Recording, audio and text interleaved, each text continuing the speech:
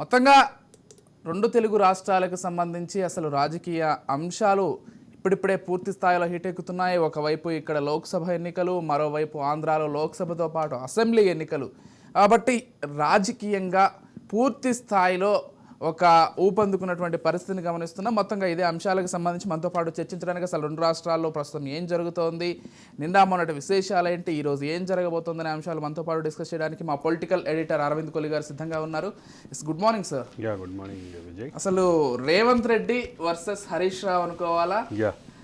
అంటే ఇదొక ఎత్తు అయితే ఇక్కడ ఇంకో విషయాన్ని గమనించాలి. నిన్న హరీష్ రావు చేసినటువంటి కామెంట్స్ ఏవైతే ఉన్నాయో, నీకు సీఎంగా చేత కాకపోతే దిగిపో, నేను సీఎంగా చేసి చూపిస్తా అన్న వ్యాఖ్యలు ఇటు కాంగ్రెస్ లో ఎంత కలకలం రేపాయి, అంతకు మించి బీఆర్ఎస్ అంతర్గతంలో కలకలం రేపాయని చెప్పుకోవాలి. అంటే ఒక ప్రధానమైన అంశం ఏంటంటే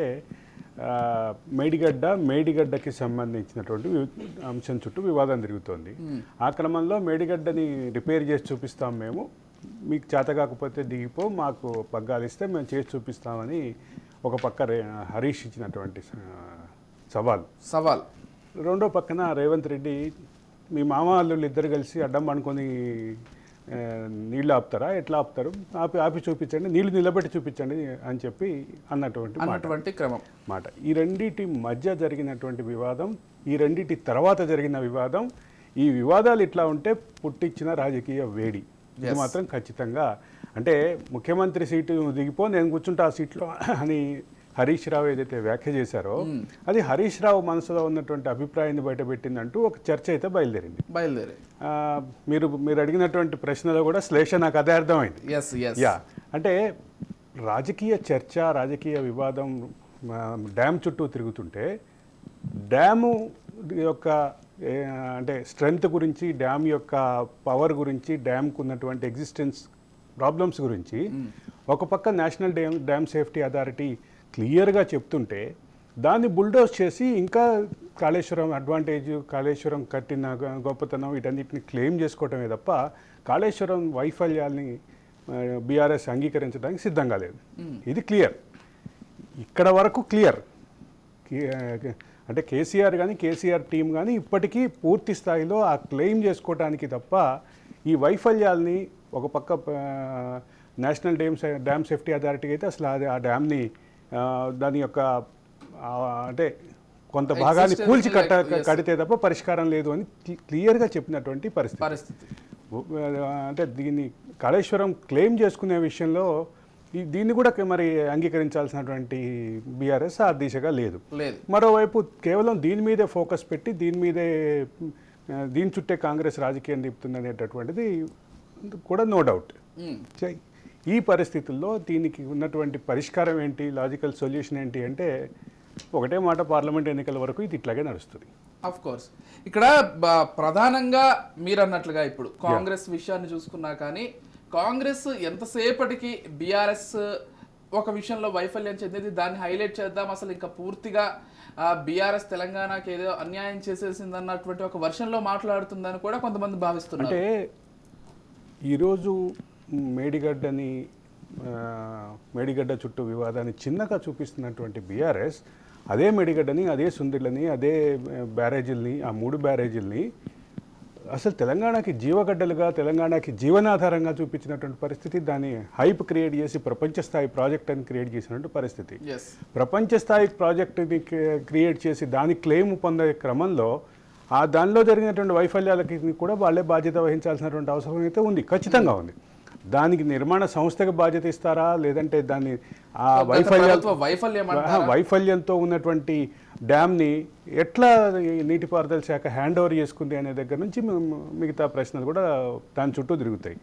కాబట్టి ఖచ్చితంగా అది ఎల్ఎన్టీ బాధ్యత తీసుకుంటుందా, గత ప్రభుత్వం బాధ్యత తీసుకుంటుందా, అంటే గత ప్రభుత్వం ఇన్ ద సెన్స్ నీటిపారుదల శాఖలో అప్పుడు ఉన్నటువంటి అధికారులు బాధ్యత తీసుకుంటారా, ఇది దీని చుట్టూ వివాదం అయితే తిరుగుతోంది. ఇక్కడ మరో ప్రధానమైనటువంటి అంశం, ఇక్కడ హరీష్ వర్సెస్ రేవంత్ గా ఎందుకు ఇంతలా చర్చ వచ్చిందంటే రేవంత్ చేసినటువంటి వ్యాఖ్యలు మీరు గమనించారో లేదో, నేను గత 4 రోజుల శాసనసభ సమావేశాల్లో చూస్తే కేటీఆర్ యాక్టివ్గా లేరు. కేటీఆర్ కేవలం నిన్న అంటే ముఖ్యమంత్రి మంత్రులు క్షమాపణ చెప్పాలి అనే విషయంలో, అది కడియం శ్రీహరికి రాజగోపాల్ రెడ్డి క్షమాపణ చెప్పాలనేటువంటి విషయం దగ్గర తప్ప ఎక్కడ కేటీఆర్ యాక్టివ్గా లేరు. కేటీఆర్ నీటిపారుదల శాఖ అదే అక్కడికే వస్తున్నాను. నీటిపారుదల శాఖ మంత్రిగా హరీష్ పనిచేశారు అనే క్రమం ఒకటైతే, రెండో పక్క కేటీఆర్ పనిచేసినటువంటి కేటీఆర్ శాఖలో శివబాలకృష్ణ చుట్టూ తిరుగుతున్నటువంటి వివాదాలు, ఆయన ఆస్తులు, ఆయన గడించినటువంటి భారీ ఆస్తులు, ఆయన తన విచారణ సందర్భంగా పలువురు ఐఏఎస్ అధికారుల పేర్లు చెప్పటం, మంత్రుల పేర్లు కూడా చెప్పారు అని చెప్పి ఊహాగానాలు రావటం, దీంతో కాస్త ఆయన మనస్తాపానికి గురయ్యారనే అనుమానం అయితే నాతోటి ఒక తెలంగాణ ఉద్యమకారుడు నిన్న ఫోన్లో వ్యక్తం చేసినట్టు అభిప్రాయం. ఇది నా అభిప్రాయం కాదు, ఒక తెలంగాణ ఉద్యమకారుడు అభిప్రాయం. అంటే కేటీఆర్ ఆ టెన్షన్లో ఉన్నారేమో, ఆ స్ట్రెస్లో ఉన్నారేమో అని ఆయన ఒక అభిప్రాయం వ్యక్తం చేసినట్టు పరిస్థితి. కాబట్టి దీని విషయంలో మనం భవిష్యత్తులో ఏం జరగబోతుందో చూడటం తప్ప ఇక్కడ మనం అంతకంటే ఎక్కువ ఆలోచించడం లేదు. మరింత లోతైన విచారణ జరగాల్సి ఉంది. అసలు ఇందులో తప్పు ఎవరిది ఒప్పు ఎవరిది అని చూసుకోవాల్సిన విషయం కూడా ఉంది. కాకపోతే సీఎం రేవంత్ రెడ్డి ప్రధానంగా ఒక ముఖ్యమంత్రి స్థాయి వ్యక్తిత్వాన్ని మనం ఇక్కడ చెప్పే ముందు, ఇది కంక్లూడ్ చేసే ముందు ఒకటి చెప్పాలి. సీఎం సీటు నాకు ఇస్తే అని ఒక పక్క హరీష్ రావు అంటుంటే, మరో పక్క ఇంకా 10 ఏళ్ళు నేనే సీఎం, అసలు ఛాన్సే లేదు, ఎవరికి ఇవ్వను అన్నట్టుగా రేవంత్ రెడ్డి ఇండికేషన్స్ కూడా పంపించారు. అది కూడా కీలకమైనటువంటి రాజకీయ పరిణామంగానే భావించాలి, దాన్ని కౌంటర్గానే భావించాలి. ఇక ఇప్పుడు మీరు చెప్పినటువంటి మరో విషయానికి వద్దాం. చెప్పండి. రేవంత్ అంటే సీటుకు తగ్గ హుందాతనం మెయింటైన్ చేయట్లేదు అంటూ బీఆర్ఎస్ చేస్తున్నట్టు విమర్శ. అంటే ఒక ముఖ్యమంత్రి లాగా మరో ముఖ్యమంత్రి ఉండరు. ఎవరి వ్యవహార శైలి వాళ్ళకు ఉంటుంది, ఎవరి దూకుడు వాళ్ళకు ఉంటుంది, ఎవరి రాజకీయ మంత్రాంగం వాళ్ళకు ఉంటుంది, ఎవరి వ్యవహార శైలి వాళ్ళకు ఉంటుంది. ఇక్కడ ప్రధానంగా కేసీఆర్ రేవంత్ మధ్య పోలికలు తీసుకొస్తున్నటువంటి వాళ్ళకి ఒకటి అర్థం కావాల్సింది ఏంటంటే, కేసీఆర్ ఒక రకమైన పని విధానం కలిగిన వారు, కేసీఆర్ తాను తాను సైలెంట్గా, అంటే తాను ఆబ్సెంట్లో ఉండి మంత్రులతోటి కొడుకుతోటి అల్లుడితోటి మేనల్లుడితోటి వ్యవహారం నడిపినటువంటి, శాసనసభ వ్యవహారాలతో సహా మొత్తం నడిపినటువంటి వ్యక్తి. అటువంటి సీఎం ఆయన. రేవంత్ రెడ్డి ప్రతి చోట అనే ఉంటున్నారు. కాబట్టి ఈ రెండింటి మధ్య ఉన్నటువంటి తేడా అంటే దీని ఒక ప్రాతిపదికగా తీసుకుంటే ప్రతి దగ్గర వ్యవహార శైలిలో తేడాలు అయితే కనిపిస్తాయి. అయితే ఇక్కడ ఒక విషయం ప్రధానంగా బీఆర్ఎస్ నాయకులు ఇటీవల చేసినటువంటి కామెంట్స్ కూడా ఏంటంటే, రేవంత్ ఇంకా పిసిసి అధ్యక్షుడిగానే ఉన్నారు, ముఖ్యమంత్రిగా ఆయన ఒకసారి రియలైజ్ చేసుకోవాలి. అంటే ముఖ్యమంత్రిగా ఒకరి వ్యవహార శైలి, ఇప్పుడు రాజశేఖర రెడ్డి చంద్రబాబు మధ్య తేడా చూద్దాం. చంద్రబాబు ఒక రకమైనటువంటి వ్యవహార శైలి కలిగినటువంటి వ్యక్తి, రాజశేఖర రెడ్డి మరొక రకమైన వ్యవహార శైలి కలిగినటువంటి వ్యక్తి. వీళ్ళిద్దరూ అంటే వెంటనే అధికారంలోకి వచ్చినటువంటి ఇద్దరి మధ్య ఈ రకమైనటువంటి పోలికలు రావటం సహజం. చంద్రబాబు నాయుడు లాంటి ఐటీ సీఎం కాదు ఈయన, రాజశేఖర రెడ్డి అనే ఒక విమర్శలు ఉండేవి. కానీ రాజశేఖర రెడ్డి చంద్రబాబు ఇద్దరు వాళ్ళ వ్యవహార శైలి మేరకు ముందుకు పోయారే తప్ప ఆయనని కాపీ కొట్టాలని నేను అనుకోవాలి, నేను కాపీ కొట్టాలని ఆయన అనుకోవాలి. ఇది ఖచ్చితంగా కొత్త సీఎంలు వచ్చిన ప్రతిసారి జరిగే చర్చే.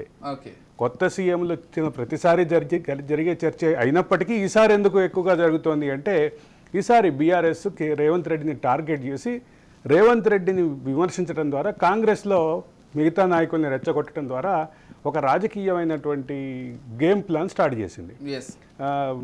అంటే ఉత్తమ్ అన్న మీరు సీఎం కావాల్సిన వాళ్ళు పొరపాటున బయట నుంచి వచ్చిన ఆయన సీఎం అయింది అంటారు, కోమటిరెడ్డి అన్న మీరు సీఎం కావాల్సిన వాళ్ళు అంటారు, బట్టి అన్న మీరు సీఎం కావాల్సిన వాళ్ళు అంటారు, శ్రీధర్ బాబు గారు అదే అంటారు, దామోదర్ రాజ నరసింహన్ అదే అంటారు. అంటే ఈ మొత్తం వ్యవహారంలో బీఆర్ఎస్ చేస్తున్నటువంటి ఫ్లోర్ ప్లాన్ అది. అసెంబ్లీలో వాళ్ళు ఆడుతున్నటువంటి ఫ్లోర్ గేమ్ ప్లాన్ అది. ఆ గేమ్ ప్లాన్లో భాగంగా వాళ్ళు ఇవన్నీ వాడుతున్నారు. దీనికి ఏ రకమైనటువంటి పరిష్కారాలు వస్తాయి, ఏ రకమైనటువంటి దిశగా రేవంత్ రెడ్డి కాంగ్రెస్ చెప్పుకుంటారా, రేవంత్ రెడ్డి దీన్ని ఎట్లా ట్యాకిల్ చేస్తారో కూడా భవిష్యత్తులో చూడాల్సిన పరిస్థితి. మీరు ఇందాక మాట్లాడుతూ కేటీఆర్ పెద్దగా ప్రస్తావించలేదన్నారు. మనం గతంలో చూసుకున్నట్లయితే ఇదే కేటీఆర్ సకల శాఖ మంత్రిగా వ్యవహరించినటువంటి తీరును కూడా గమనించారు.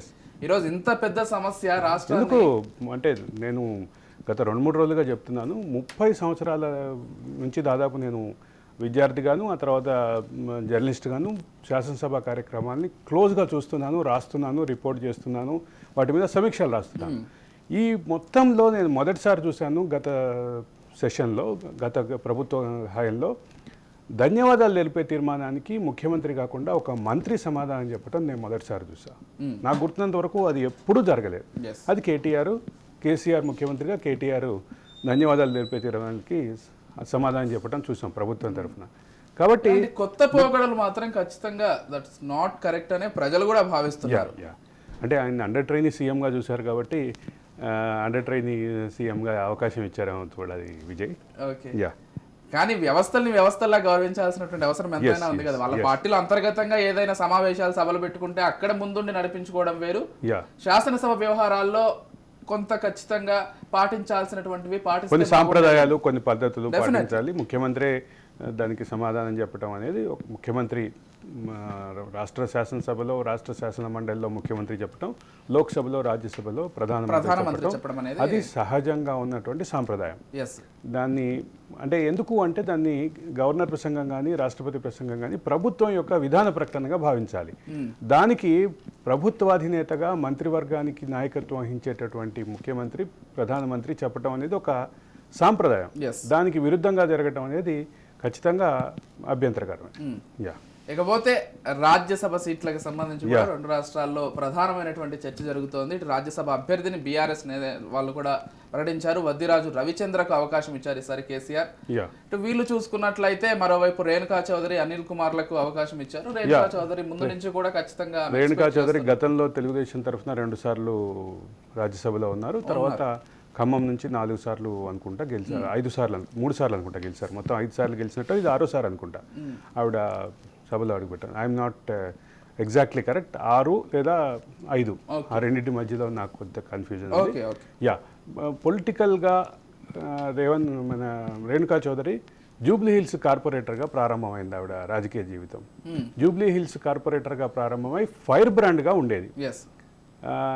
ఎన్టీఆర్ తనకంటూ ఒక ప్రత్యేక పందా కూడా ఉంది. అంటే లోక్సభలో, గత లోక్సభలో 16వ లోక్సభలో 15వ లోక్సభలో ఆవిడని మోడీ టార్గెట్ చేసినటువంటి పరిస్థితి కూడా. 15వ లోక్సభ 16వ లోక్సభలో శూర్పణఖ అని ఆవిడని టార్గెట్ చేసినటువంటి పరిస్థితి ఉంది. దాన్ని ఆవిడ చాలా అఫెండ్ అయ్యి దాని మీద చాలా మాట్లాడినటువంటి, కేవలం ఆమె కాదు ప్రతిపక్షాలు మొత్తం కూడా దానికి సంబంధించి అధికార పక్షం పైన దుమ్మెత్తి పోసినటువంటి అంటే కూడా గమనించి ఇది మాత్రం ఒకటి క్లియర్గా చూడాల్సింది ఏంటంటే అనిల్ కుమార్ విషయంలో పార్టీకి లాయల్గా ఆయన కుటుంబం ఉంది కాబట్టి ఆయన హానర్ చేశారని భావించాలి. రెండోది అసలు ఇంకొక ముఖ్యమైన పాయింట్ ఉంది. వీళ్ళిద్దరూ లోక్సభ సీట్లు ఆశిస్తున్నారు. లోక్సభ సీటు ఆశించేటటువంటి ఇద్దరికి, సికింద్రాబాద్ నుంచి ఆశిస్తున్నటువంటి అనిల్ కుమార్కి, అదే సందర్భంలో ఖమ్మం నుంచి ఆశిస్తున్నటువంటి రేణుకా చౌదరికి రాజ్యసభ సీట్లు ఇవ్వటం ద్వారా వాళ్ళని ఆ రేస్ నుంచి తప్పించినట్టుగా భావించాలి. సికింద్రాబాదు కాంగ్రెస్ బాగా భారీగానే పోటీ ఉంది. అదే సందర్భంలో ఖమ్మం విషయానికి వచ్చరికి ప్రియాంక పోటీ చేయించాలని కాంగ్రెస్ ప్రయత్నం, అంటే సోనియా గాంధీ అనుకున్నారు. సోనియా గాంధీ ఇప్పుడు రాజ్యసభకి వెళ్ళారు కాబట్టి ప్రియాంకని పోటీ చేయించాలని బలంగా కాంగ్రెస్ భావిస్తోంది, ప్రదేశ్ కాంగ్రెస్ భావిస్తుంది. మరోపక్క డిప్యూటీ సీఎం భట్టి విక్రమార్క భార్య అక్కడ నుంచి పోటీలో ఉన్నారు. అంటే ఆవిడ కొంత అమ్మా ఫౌండేషన్ పేరిట కొన్ని సేవా కార్యక్రమాలు నిర్వహిస్తున్నారు. అంటే గత 2 సంవత్సరాలు 2 టర్ములుగా భట్టి యొక్క ప్రచార బాధ్యత మొత్తం ఆవిడ అండ్ భట్టి కుమార్ ఇద్దరు కలిసి నిర్వహిస్తున్నటువంటి పరిస్థితి. మొత్తం మొన్న ఆమె నామినేషన్ వేసేటప్పుడు కూడా భారీ ఎత్తులో, నామినేషన్ కాదు దరఖాస్తు చేసేటప్పుడు కూడా భారీగా ర్యాలీతో వచ్చారు. అంటే భట్టి విక్రమార్క భార్యకి ఒక పక్కన పోటీ ఉన్నప్పటికీ మరికొంతమంది కూడా ఆ సీట్ని బలంగా ఆశిస్తున్న వాళ్ళు ఉన్నారు. రెండోది కాంగ్రెస్ అలవోకుగా గెలిచే సీట్ అని కాంగ్రెస్ భావిస్తోంది. ఎందుకు అంటే అక్కడ ఉన్నటువంటి మేజర్ సీట్లన్నీ మొత్తం పూర్తిగా ఆ నియోజకవర్గం పార్లమెంట్, ఆ ఖమ్మం పార్లమెంటు నియోజకవర్గంలో ఉన్నటువంటి అన్ని అసెంబ్లీ సీట్లలో కేవలం కాంగ్రెస్ గెలిచింది. కాంగ్రెస్ కూడా భారీ మెజారిటీతో గెలిచిన పరిస్థితి కాబట్టి ఆ సీట్ని ఆశిస్తుంది. అదే సందర్భంలో మరో మంత్రి పొంగులేటి శ్రీనివాసరెడ్డి సోదరుడు కూడా సీట్ ఆశిస్తున్నారు. కాబట్టి మరో మంత్రి తుమ్మల నాగేశ్వరరావు కుమారుడు డాక్టర్ యుగంధర్ కూడా సీట్ ఆశిస్తున్నారు. కాబట్టి రేణుకా సీట్లో అంటే అక్కడ ప్రధాన పోటీదారుగా ఉన్న రేణుకా చౌదరికి రాజ్యసభ ఇవ్వటం ద్వారా అంటే అక్కడ ఉన్నటువంటి రాజకీయ సమీకరణాలు కొంత ఇస్తారు. ఇక అంజన్ కుమార్ యాదవ్ అనగానే సికింద్రాబాద్ ఎంపీగా ఆయన చేసినటువంటి ఇది గుర్తొస్తుంది. సికింద్రాబాద్ నేటివిటీ, సికింద్రాబాద్ కల్చర్ ఏదైతే ఉందో ఆ కల్చర్కి అంజన్ కుమార్ యాదవ్ తనను తాను ప్రతీకగా చెప్పుకుంటారు. బోనాల కల్చర్కి కానీ, పోతురాజుల కల్చర్కి కానీ, ఉజ్జయిని మహంకాళి టెంపుల్ వస్తే ప్రోగ్రామ్ వస్తే ఆయన ముందు ఉండి నడిపే పరిస్థితి ఉంటుంది. అంటే ఆయన ముషీరాబాద్, సికింద్రాబాద్ ఆ పరిసర ప్రాంతాల్లో బలమైనటువంటి తన సామాజిక వర్గంలో ఒక బలమైనటువంటి నాయకుడిగా ఉన్నారు. రెండోది వీటన్నిటికంటే ముఖ్యంగా ఆయన లాయల్ టు ద కాంగ్రెస్ అధిష్టానం. కాంగ్రెస్ అధిష్టానానికి లాయల్గా ఉండటమే ఈరోజు ఆయనకి ప్లస్ అయిందని భావించాలి. స్వతహాగా న్యాయవాది అయినటువంటి అనిల్ కుమార్ ఆయన కొంత రెజ్లర్ కూడా, వాళ్ళ నాన్నలాగానే ఆయన కూడా రెజ్లర్. కాబట్టి వీళ్ళిద్దరికి ఇచ్చారు. మొత్తం కాంగ్రెస్ యొక్క ఈసారి జాబితా చూస్తే అజయ్ మాకెన్కి ఇచ్చారు. అజయ్ మాకెన్ కూడా చాలా లాయల్, కాంగ్రెస్ అధిష్టానానికి లాయల్. ఎక్కడైనా కాంగ్రెస్ అధిష్టానానికి లాయల్గా ఉన్నటువంటి వాళ్ళకి ఈసారి సీట్లు దక్కినాయని భావించాలి. ఇక ఈసారి రాజ్యసభలో ఒక కొత్త చేంజ్ ఏంటంటే సోనియా గాంధీ, జేపీ నడ్డా ఇద్దరు రాజ్యసభలో ఉండబోతున్నారు. ప్రధాన పార్టీల ప్రధాన నాయకులు మొత్తం గాంధీ ఫ్యామిలీలో మొట్టమొదటి రాజ్యసభ. ప్రధానంగా మనం ఇప్పుడు ఏపీ ఇష్యూని మాట్లాడాలి. ఏపీలో కూడా రాజధాని అంశం ఎంతలా హైలైట్ అవుతుంది అంటే మొన్నటి వరకు కొంత సైలెంట్ గా ఉందని చెప్పుకోవాలి. ఒక్కసారిగా ఎలక్షన్స్ దగ్గరికి రావడం కావచ్చు, మరొకటి ఉమ్మడి రాజధానిగా హైదరాబాద్ కాలం కూడా అయిపోతుండడం. జూన్ 2వ తారీఖుకి అపాయింటెడ్ డే ఈజ్ 2014 జూన్ 2కి అయింది. జూన్ 2 నుంచి మళ్ళీ 2024 జూన్ 2 వరకు 10 సంవత్సరాల పాటు ఉమ్మడి రాజధానిగా కొనసాగుతుంది. ఉమ్మడి రాజధానిగా కొనసాగే వరకు సెక్షన్ 8 అమల్లో ఉంటుంది. సెక్షన్ 8 అంటే 2014 ఏదైతే ఆంధ్రప్రదేశ్ రీఆర్గనైజేషన్ యాక్ట్ ఉందో దాంట్లో ఉన్నటువంటి సెక్షన్ 8 అమల్లో ఉంటుంది. సెక్షన్ 8 అమల్లో ఉన్న కాలంలో గవర్నర్కి కొన్ని ప్రత్యేక అధికారాలు ఉంటాయి హైదరాబాద్ విషయంలో. అది మాత్రమే ఇక్కడ అయిపోతుంది. అది తప్ప మిగతా యాక్టివిటీ ఏమీ లేదు ఇక్కడ. అవును, దాదాపు అప్పుడు చంద్రబాబు నాయుడు ముఖ్యమంత్రిగా ఉన్నప్పుడే దాదాపుగా ముఖ్యమంత్రిగా ఉన్నప్పుడు కొన్ని తరలించారు. ఇంకా రెసిడ్యూస్ ఉంటే భవనాల్ని కూడా పూర్తిగా తెలంగాణ ప్రభుత్వానికి జగన్ దఖలుపరచడం, స్వాధీనం చేయడం ద్వారా ఉన్నటువంటి ప్రతిదీ వెళ్ళిపోయినట్టు అయింది. కాబట్టి ఇక్కడ అసలు ఏ రకమైనటువంటి కనెక్ట్ లేని చోట ఇంకా వాళ్ళు ఎక్స్టెండ్ చేయడం అనేది కొంచెం విచిత్రంగానే డిమాండ్ అనిపించింది. ఆంధ్రప్రదేశ్ ప్రజల్లో కూడా విచిత్రంగానే డిమాండ్ అనిపించింది. ఇది ఇట్లా ఉంటే నిన్న కొత్తగా ఒక మంత్రి ఏమో ఒక రాజధాని అన్నారు, కీలక నేత అంటే మొత్తం ప్రభుత్వానికి కీలకంగా ఉండేటటువంటి ముఖ్యమంత్రి సలహాదారు, ప్రధాన సలహాదారు, ముఖ్యమంత్రి తర్వాత అంతటి వ్యక్తి అనుకోవచ్చు. ఆ వ్యక్తి ఏమో మూడు రాజధానులు అన్నారు. వీటన్నిటి మధ్యలో జీవీఎల్ నరసింహారావు రాజధాని మీద కొన్ని విమర్శలు చేశారు. వీటన్నిటి నేపథ్యంలో ఒకటి మాత్రం క్లియర్, రాజధాని చుట్టూ జరుగుతున్నట్టు రాజకీయం, వివాదం ఇవి మళ్ళీ తెర మీదకి వచ్చినాయి. మళ్ళీ ఎన్నికల్లో ప్రధాన పాత్ర పోషించబోతున్నాయి అనేది క్లియర్.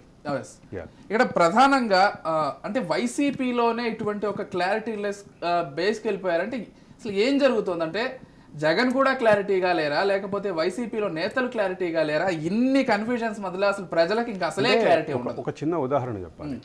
3 రాజధానులు, న్యాయ రాజధాని కర్నూలు అన్నారు. హైకోర్టులో మళ్ళీ ఒక పిటిషన్ వేశారు, సుప్రీంకోర్టులో కూడా అఫిడవిట్ వేశారు. సుప్రీంకోర్టు, హైకోర్టు అంగీకరిస్తేనే హైకోర్టుని కర్నూలుకి షిఫ్ట్ చేస్తామన్నారు. మరి 3 రాజధానిలో న్యాయ రాజధాని అనే ప్రస్తావనకు ఉన్నటువంటి శాంటిటీ ఎక్కడిది? ఇది ఒక విస్తృత అంశం. దీని విషయంలో ఒక డైరెక్షన్లో వెళ్తున్నారు, ఒక డైరెక్షన్ అంటే అది మంచి చెడు ఇవన్నీ పక్కన పెట్టేస్తే ఆ క్లారిటీ మిస్సింగ్, క్లారిటీ లేని పరిస్థితి అయితే మొత్తం ఆంధ్రప్రదేశ్ ప్రజలకి ఉంది, ప్రభుత్వానికి ఉంది. ఇక్కడ ఇంకొక ప్రధానమైనటువంటి విషయం ఏంటంటే అమరావతి, విశాఖ 3 రాజధానులు, దీని చుట్టూ మొన్నటి వరకు రాజకీయం జరిగితే ఇప్పుడు కాంగ్రెస్ కూడా కొంత షర్మిల రాకతో ఊపందుకున్నటువంటి విషయాన్ని గమనిస్తున్నాం. కాంగ్రెస్ లో ఒక వర్గం తిరుపతిని రాజధానిగా చేయాలనేటువంటి ఒక సరికొత్త అంశాన్ని తెర మీద చాలా పాత డిమాండ్. పాత డిమాండ్ అయినప్పటికీ మళ్ళీ ముందుకు మళ్ళీ తీసుకొచ్చారు. ఇప్పుడు తెర మీదకి తీసుకురావడం అంటే ఇట్లాంటి పాత డిమాండ్లన్నీ ఇప్పుడు ముందుకు ఎందుకు వస్తున్నాయంటే, ఒకటి ఎలక్షన్లు ఉన్నాయి, రెండోది రాజధాని మీద గందరగోళం, కన్ఫ్యూజన్. ఏ ప్రాంతం వాళ్ళు వాళ్ళ ప్రాంతంలో ఉండాలని కోరుకోవడం ఆ ప్రాంత నేతలు. యా, అంటే దీనికి ఉన్నటువంటి ప్రధానమైనటువంటి కారణం ఆ గందరగోళం ఉండటం, ఆ క్లారిటీ లేకపోవటం. ఒక పక్క ప్రభుత్వం క్లారిటీ ఇవ్వకపోవటం, ప్రభుత్వం ఇచ్చినటువంటి క్లారిటీ ఏదైతే ప్రభుత్వం చేసినటువంటి ప్రకటన ఏదో దాని మీద ప్రభుత్వమే విరుద్ధమైనటువంటి ప్రకటన ఇవ్వటం, వీటన్నిటి మధ్య ఉన్నటువంటి కన్ఫ్యూజన్, ఇక మొత్తం కన్ఫ్యూజన్ అదే దిశగా వెళ్తున్నటువంటి పరిస్థితి ఉంది.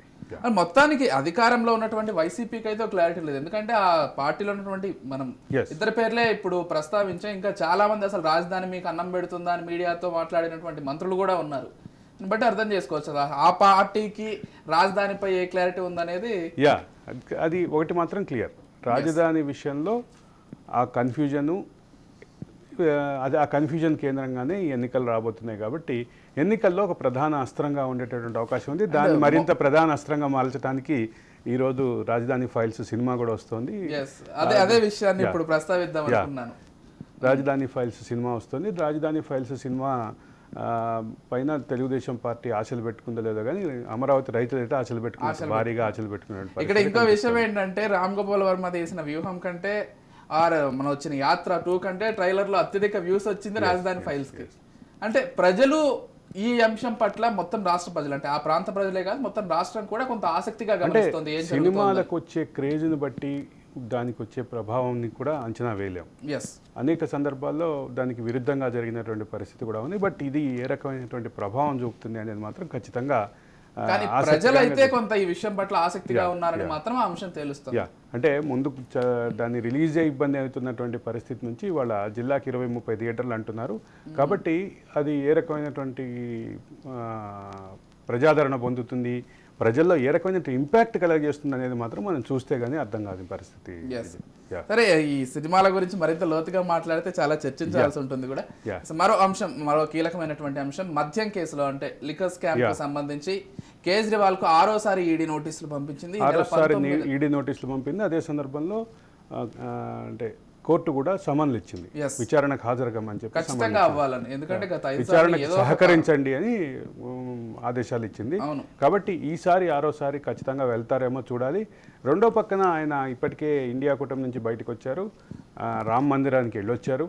కాబట్టి ఇది ఏ రకమైనటువంటి మలుపు తిరుగుతుందో కాస్త ఆసక్తికరంగానే చూడాల్సినటువంటి పరిస్థితి అయితే ఉంది. కానీ ఒకటి మాత్రం క్లియర్ ఏంటంటే, లిక్కర్ కేసులో పలు అరెస్టులు అయినప్పటికీ ప్రధానంగా అరెస్ట్ కాని వ్యక్తులు ఇద్దరు. ఒకటి అరవింద్ కేజ్రీవాల్ అయితే, రెండో ఆరోపణల వ్యక్తి ఎదుర్కొంటున్న వ్యక్తి కవిత. వీళ్ళిద్దరికి ఏ రకమైనటువంటి సొల్యూషన్ వెళ్తుంది అంటే, అరవింద్ కేజ్రీవాల్ విషయంలో నిజంగానే ఈడీ హేమంత్ సోరెన్ విషయంలో వ్యవహరించినట్టుగా వ్యవహరిస్తుందా? అరవింద్ కేజ్రీవాల్ చెప్తుంది కూడా అదే, నేను వెళ్తే నన్ను అరెస్ట్ చేస్తారు, అరెస్ట్ చేయడం కోసమే నన్ను విచారణకు అని చెప్తున్నారు. కాబట్టి అరవింద్ కేజ్రీవాల్ ఏ రకమైనటువంటి నిర్ణయం తీసుకుంటారు, వెళతారా? కానీ ఇప్పటికీ 5 సార్లు ఐదోసారి నోటీసులు అందుకున్న సందర్భంగా వెళతారు అని చెప్పేసి ఇండికేషన్స్ కూడా వచ్చినాయి. ఆ పార్టీ కూడా ప్రకటించింది. మరుసటి రోజు వెళ్లాల్సిన రోజు పొద్దున్నే యథావిధిగా అరవింద్ కేజ్రీవాల్ వెళ్ళట్లేదు అని ఆ పార్టీ ప్రకటించింది. ఆయన ప్రకటించారు. కోర్టు కూడా ఇన్నిసార్లు కుంటి సాకులు చెప్పొద్దు అనేటువంటి ఒక హింట్ కూడా ఇచ్చింది. కోర్టు 5వసారి తర్వాత వాళ్ళు కోర్టుకు వెళ్ళారు, ఈడీ వాళ్ళు దానికి ఒక ఆర్డర్ తెచ్చుకున్నారు.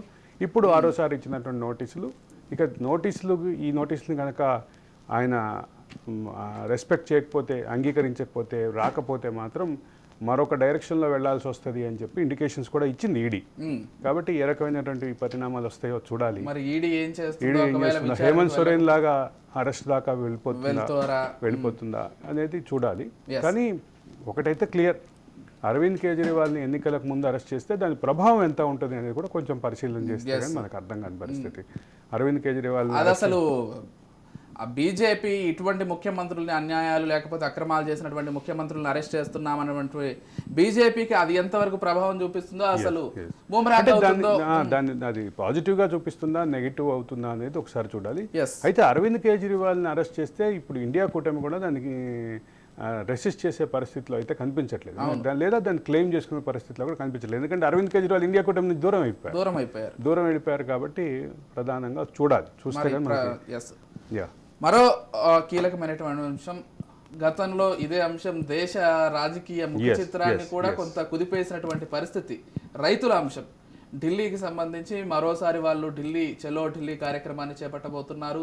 భారత్ బంద్కు కూడా పిలుపునిచ్చారు. అసలు ఇటువంటి నేపథ్యంలో అసలు ఏం జరగబోతోంది, రైతుల డిమాండ్ ఏంటి అనేది ఒక్కసారి. నిన్న టీఆర్ గ్యాస్ ప్రయోగం జరిగింది. టీఆర్ గ్యాస్ ప్రయోగం సందర్భంగా చాలా మంది రైతులు కూడా గాయపడేటువంటి పరిస్థితి ఉంది.